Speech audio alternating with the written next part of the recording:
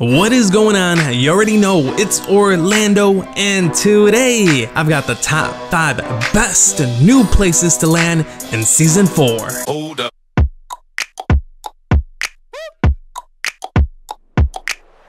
Season 4 brought us a new map and new places to land, or old places to land with new things inside of them. But what are the top 5 best places to land to increase your chances of winning? Well, I got that for you guys here today in this video, so let's get right into it. The factories north of Flush. These factories were there in Season 3, and they were already a low-key spot, but they added the new nightclub inside of the factories, and in this factory, there is a ton of loot. I think it could spawn up to like 8 different chests, but I don't have no idea. I've been there a few times already, and every single time I go in there, there's chest spawns in different locations, and there's always at least like 4 chests in there to open up. It's insane. It does have loud music, so you can't hear people around you because it's so damn loud, but trust me, it's worth it. You go in there, that one factory is gonna get you enough loot. But if no one lands there, not only are you gonna have the nightclub to loot up, you're gonna have 4 other factories to loot up. And I'm telling you guys, it's a low-key spot. Not many people ever go there, and half the time you're gonna be the only one going there, so you're gonna have 5 places to loot all to yourself. And also on top of that, there's so many crates outside the factories and inside the factories that you're gonna have 999 wood by the time you dip out of there. North of Pleasant Park, there's this place, I call it the castle because it's like a broken down castle, and I would say a lot of people going for the leaderboards on Fortnite go to this spot. I watch streams and they all be going over here, and they're the only ones that landing here. There's not that much loot. I would call it like a solo spot, maybe a duo spot, but I would say just if you're doing solos and you're trying to, you know, stay low key and make it to the end of the game without running into too many people, go here, loot up. There's enough loot just for one person. That's what I'm keeping it at. Don't go there with your squad.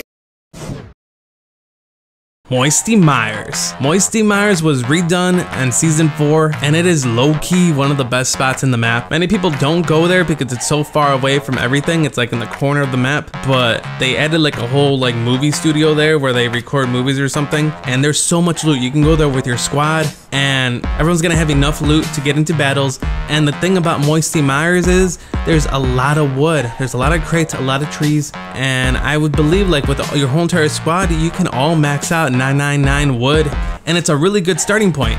And besides that, you have the prison right next to it where you can guys go to the prison, loot it up real quick, and if the circle ends up being super far away, the prison got hit by a meteor, so it has those little rock thingies where you guys can just grab rocks and dip on out of there real quick, because the rocks make you like move faster. Well, the rocks make you jump higher and move faster, so you can get to the circle a lot faster.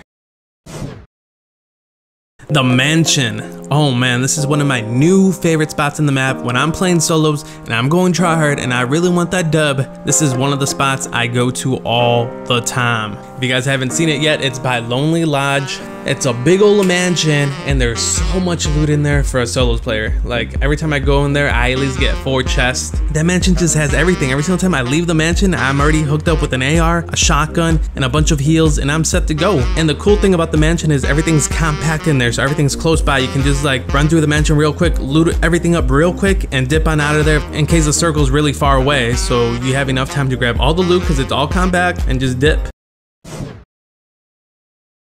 Risky Reels. Oh man, this is my #1 favorite spot. I love it more than the mansions because it was my spot before they added in Risky Reels, but I think it just got so much more better. The catch is people still go to Risky Reels because it's new, and you know, every time I go there, there is at least like 2, 3, or 4 people, and I mostly play solos, so there is 3 or 4 people going there, but they all go straight into Risky and they all start duking it out. And the smart thing to do here is hit up this tree. I always hit up this tree first, and there's always at least 1 or 2 chests there. Loot it up, have those people kill each other in there. They're all gonna be weak. You run in there with whatever you got from those 2 chests, take them out, and you're gonna loot up all Risky Reels to yourself. And on top of that, you have all the surrounding houses to loot up as well. And if the circle ends up being super fast, you have those rock thingies there in Risky Reels as well to dip on out of there. I consider Risky Reels my favorite spot and the best spot on the whole entire map. If you're going try hard, trying to win a game with a bunch of loot, this is the spot. This is the W spot. But these were my top 5 favorite locations to land where I'm going try hard, trying to catch a dub. Let me know in the comments down below which is your favorite spot to land when you're going try hard and you're trying to get a dub. But make sure you guys comment, like, and subscribe down below. But for right now, guys, I'm Leo, and I'm out. Everybody wants the perfect best Fortnite settings in the game, and I'm gonna give you a couple tips real quick that some people may not know, so I'm gonna help you all out. This is pretty much going out to straight PC users because there's a lot of settings in PC and a lot of people don't know about this. First of all, these are your typical, in-game settings, your mouse sensitivity, your mouse ADS, and your mouse scope. These are all personal preference. I use a 0.07, 0.67, and a 0.77. Just because I use these settings does not mean you're gonna be comfortable with these settings. Everyone has a personal preference, and this is not that much of a big deal because first, you're gonna wanna find your mouse DPI, but we'll get to that in a second.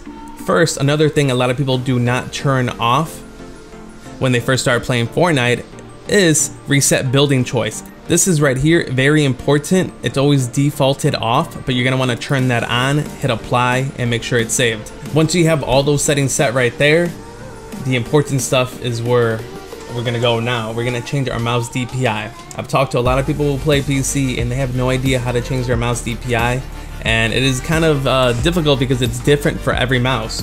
I have a Logitech G502. So if you have a Logitech, all you gotta do is go to the Logitech website and you're gonna have to download the Logitech gaming software.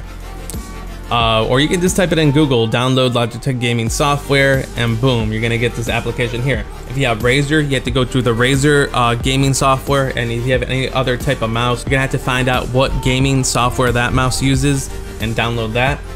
And then for Logitech, you're gonna go to the mouse right here, click on the mouse, and you're gonna see the pointer settings, and it's gonna show the DPI sensitivity levels.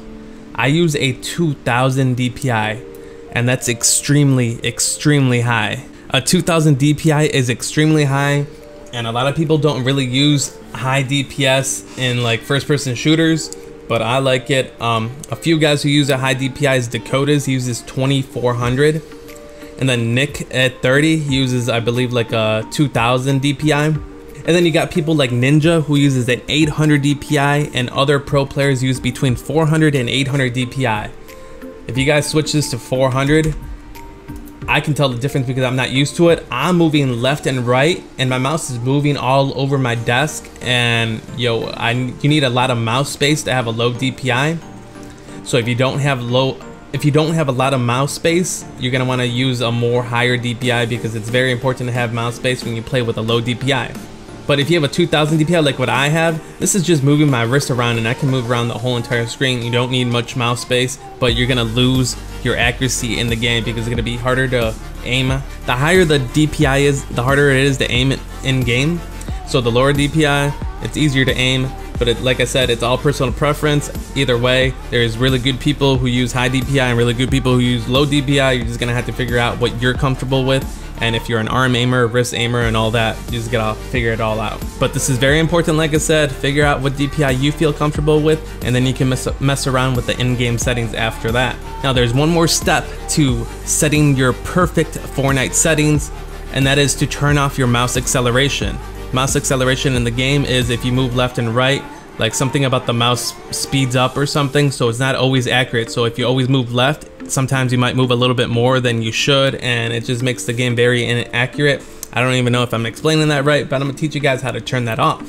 You're just gonna wanna go to your Windows search tab over here and type exactly what I'm gonna type in, which is the percentage local app data percent